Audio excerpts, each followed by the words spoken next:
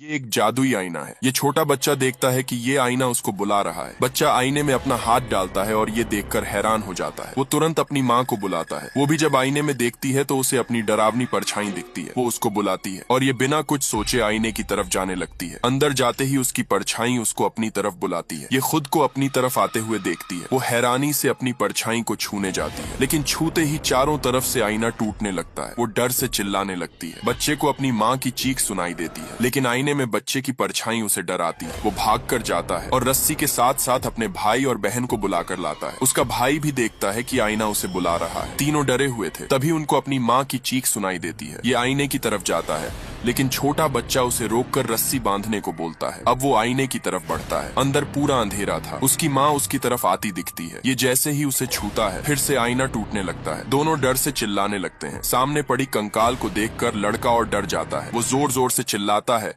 और आईने पर हाथ मारता है। फिर लड़का अपनी आंखें बंद करके एक गहरी सांस लेता है और बोलता है, माँ, मेरी आवाज पर ध्यान दो और मेरी तरफ आगे बढ़ो। अब दोनों मिलते ही एक दूसरे के गले लगकर रोने लगते हैं। लड़का अपनी बहन को रस्सी खींचने को बोलता है। आखिरकार ये लोग जादुई आईने से बाहर निकल जाते हैं।